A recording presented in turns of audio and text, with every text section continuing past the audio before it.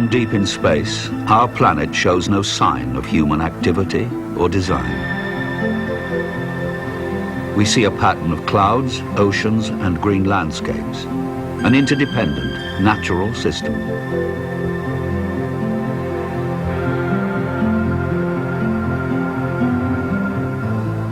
But a closer look reveals how human activity has transformed the surface of our planet.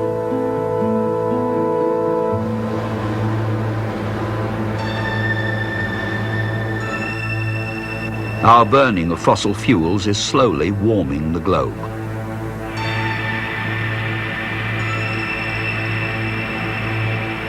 Industrial chemicals are depleting the ozone layer that protects us. Scientists predict flooding and disruption to agriculture as our planet warms.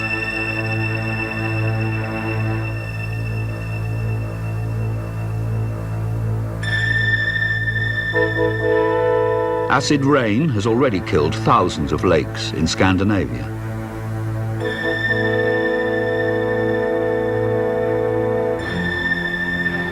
In Germany, half of the forests are either dead or dying.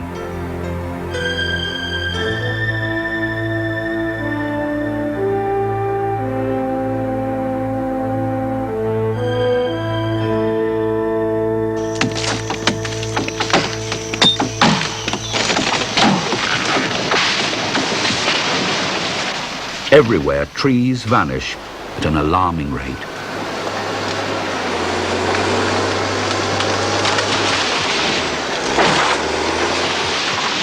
The most tragic loss is the tropical rainforests with their unique plants and animals.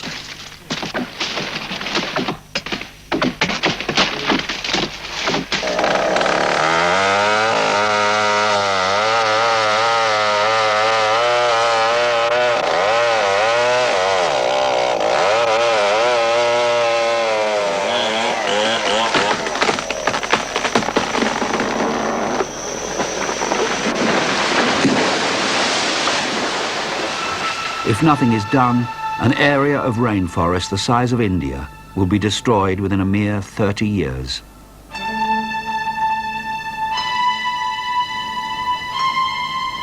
All over the world, overuse of the land is destroying the fertility of the soil and causing thousands of tons of precious topsoil to be lost through erosion.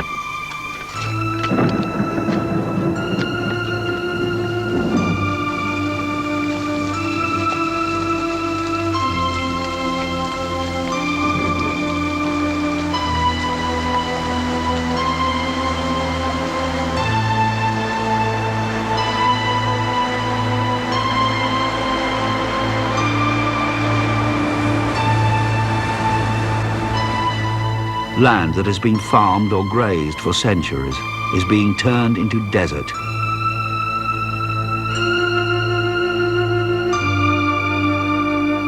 In the next 3 decades, an area of productive dry land the size of Saudi Arabia will be turned to dust.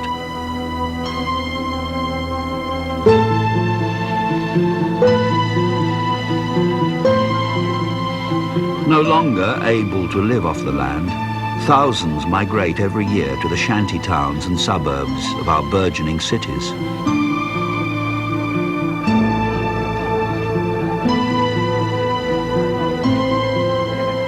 At the beginning of the century, there were only 13 cities in the world with a population of 1 million or more.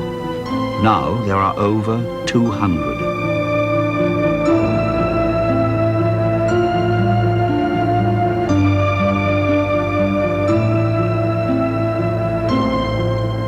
During the next century, the finite resources of our Earth may need to stretch to support a human population double that of today.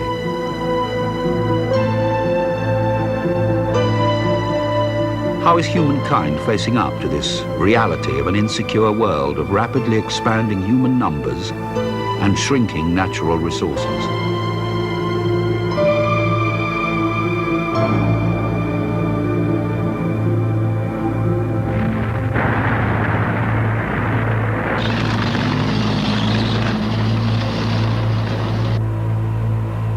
We seek security largely through the production and export of arms. Half the world's research and development funds go to perfecting the tools of war.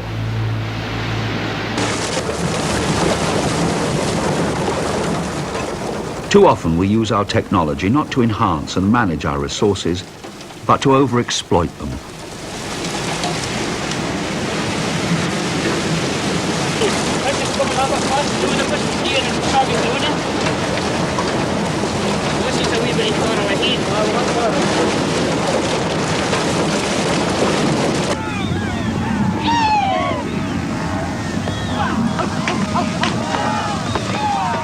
We expand our commercial agriculture with little thought for the environmental damage that might be caused.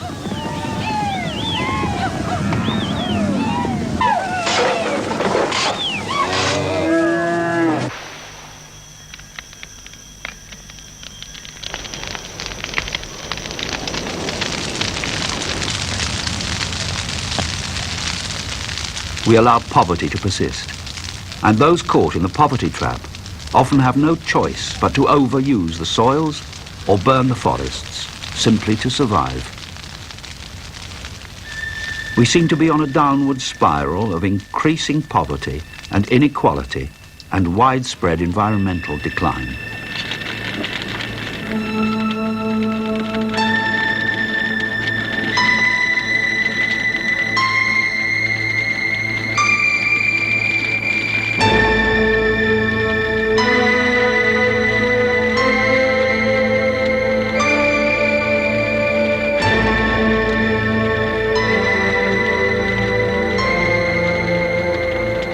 Planet Earth is facing a crisis.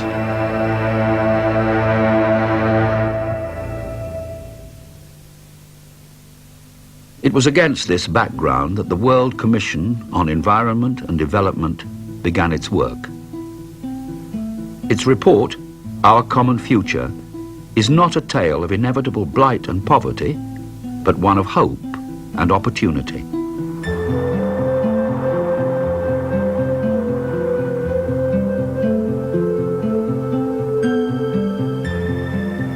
The same ingenuity and resourcefulness which allows us to study natural systems from space also enables us to live in harmony with these systems and to match their bounty to human needs and ambitions.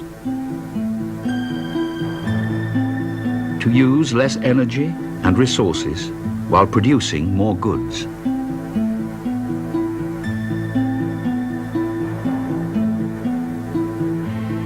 To produce food enough for all without bankrupting the soils. To tap the will and ability of people everywhere to restore and protect the environment.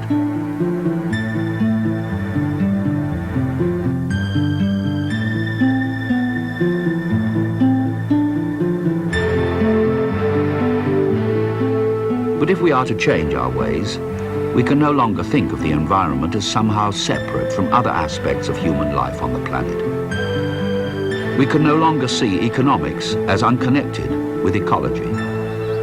The protection of the environment is a good economic investment that can help standards of living rise. Equally, there can be no sustained economic progress on a devastated landscape. To achieve sustainable development, our institutions will have to change to make environment a central concern. The environmental effects of trade and financial policies must be discussed in the forums which set those policies. Agencies which generate electricity must be called to account for the acid they also produce.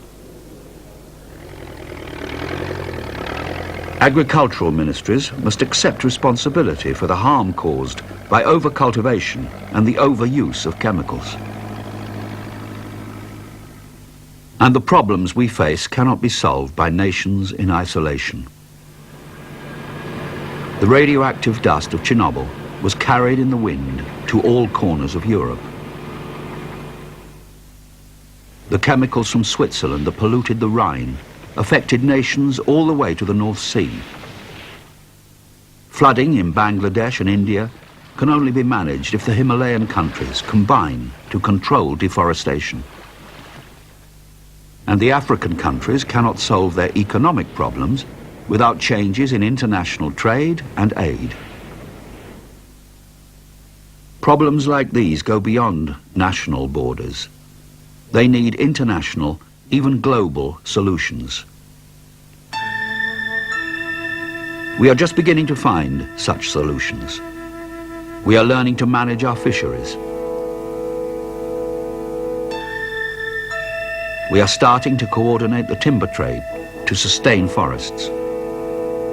Countries in Europe are beginning to work together to reduce acid rain. But much more of this kind of international cooperation is needed if we are to ensure a sustainable future.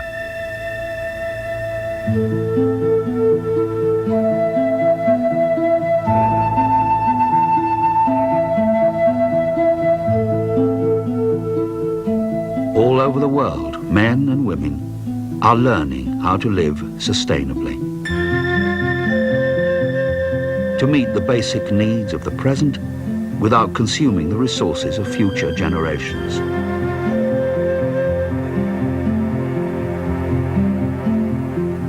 Such a path requires changes in our political institutions to allow people at all levels to play a part in the management of our planet, so that we can all live in a world in which nature is an ally rather than a victim.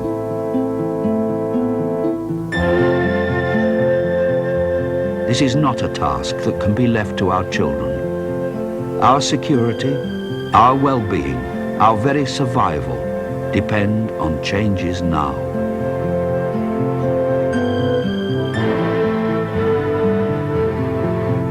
The basis of all our lives is this single earth and the common future we share upon it.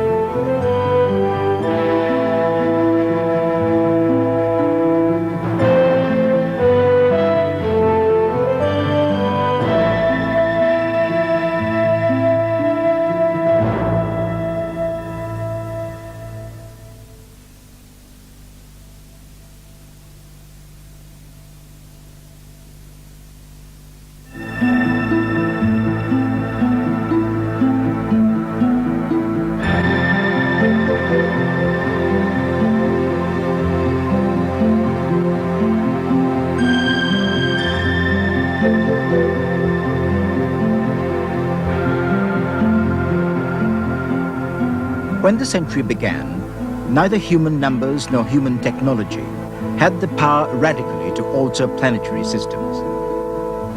As the century closes, not only do vastly increased human numbers and activities have that power, but major unintended changes are occurring.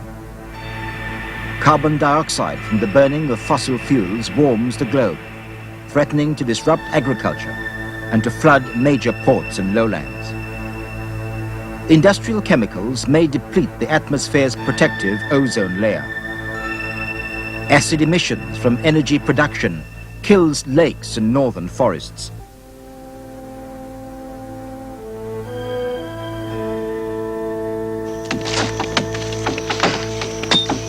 Huge tracts of tropical forests disappear under the axe each year, and vast areas of productive drylands turn to unproductive desert. These changes outstrip our present ability to cope. We are increasingly out of step with the workings of nature. It was against this background that the UN General Assembly established the World Commission on Environment and Development under the chairmanship of Mrs. Gro Harlem Brundtland, Prime Minister of Norway. For 3 years, the commissioners from 21 different nations studied the disturbing trends the world faces. In public hearings on 5 continents, they heard evidence from scientists and experts, but also from ordinary citizens and local community organizations.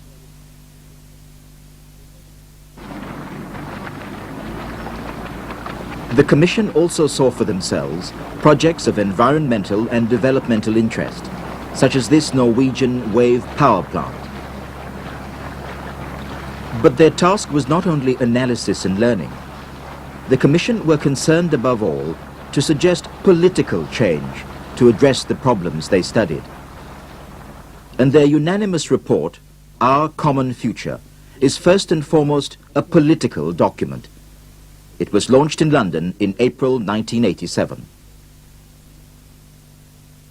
Our report is founded upon the concept of sustainable development. We define this most simply as paths of progress which meet the needs and aspirations of the present generation without compromising the ability of future generations to meet their needs. This is not a fixed state, but a process of change.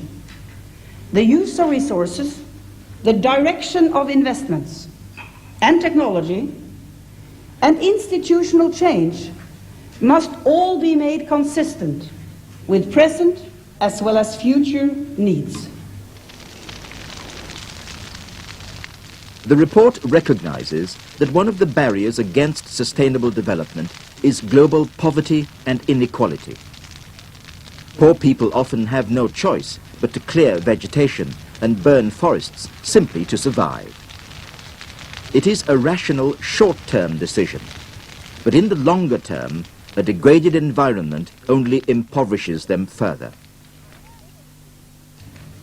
It is both futile and indeed an insult to the poor to tell them that they must remain in poverty to protect the environment. The new economic growth necessary for the elimination of mass poverty can be achieved within a more equitable international economic regime. Today, the Commission calls for a new era of economic growth. This will surprise many, but that reaction is necessary. We must change the debate that lies behind us, because it is not going to lead to the necessary results. We know now that we need a new era of economic growth that enhances the resource base rather than degrades it. We know now that new and sustainable growth does not need to be environmentally destructive, that growth, in fact, can create the capacity to solve environmental problems, that growth is the only way that mass poverty can be overcome.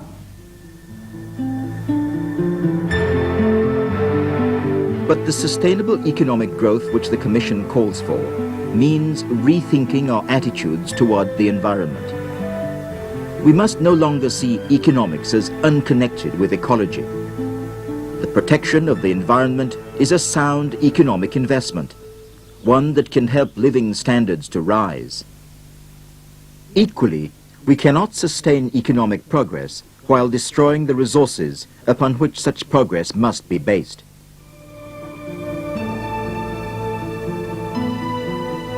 And without new economic growth, how can we provide for a population perhaps twice as large next century when we cannot adequately provide for the present numbers?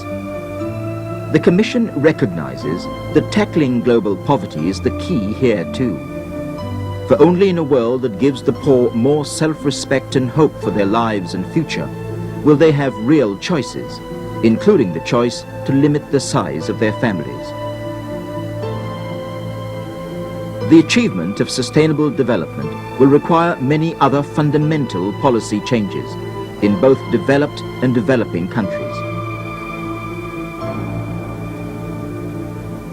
In the first place, this will mean changing inequitable global financial systems and trade and aid policies which take little account of ecological realities. Commodity prices must provide a fair international distribution of income. Official development assistance and private loans and investments to developing countries have to be improved, both in quantity and in quality. Increased capital transfers are absolutely necessary in a world that is ridden by debt crisis. They must take place in ways that are sensitive to environmental impacts and that can contribute to a long-term sustainability. Policies will have to be changed accordingly. Another priority is to improve global food security. We have created a world in which record harvests are matched by record numbers of hungry and malnourished people, in which both northern and southern agriculture face mounting crises. Northern agricultural production systems, often driven by short-sighted and contradictory subsidies, overexploit farmland and introduce harmful chemicals into foods, into water. They produce surpluses that go to developing nations in ways that undermine their food production. We recommend to shift the centers of production to food deficit areas, to give systematic attention to the renewal of natural resources, and to change the agricultural terms of trade so that they favor local farmers. The Commission also considered present and future energy use. In the industrialized nations, patterns of energy production pose global environmental threats, while in the developing world, the threat arises from dwindling supplies of both fuel wood and petroleum products. Sustainable development recognizes that developing nations will require more, not less, total energy. Their industrialization and rapidly growing populations depend on this. But even the present global energy consumption creates serious environmental risks. Energy efficiency policies must therefore become the cutting edge of national energy strategies. This will be an absolute must in the years to come if the world is to develop a low-energy future where renewable resources play a dominating role. This will require large-scale research, and it will require much strengthened international cooperation. We conclude that no present mix of energy sources is at hand today to meet future needs in ways that are dependable, safe, and environmentally sound. On nuclear energy, we conclude that the generation of nuclear power is only justifiable if there are solid solutions to the presently unsolved problems to which it gives rise. We further call for mechanisms to encourage dialogue between oil consumers and producers, and for much higher levels of funding for the development of new and renewable energy sources. Our common future is not a tale of inevitable blight and poverty, but one of hope and opportunity. We have the technology and resourcefulness to live in harmony with natural systems and to match their bounty to human needs and ambitions. To use less energy and resources while producing more goods. To produce food enough for all without bankrupting the soils.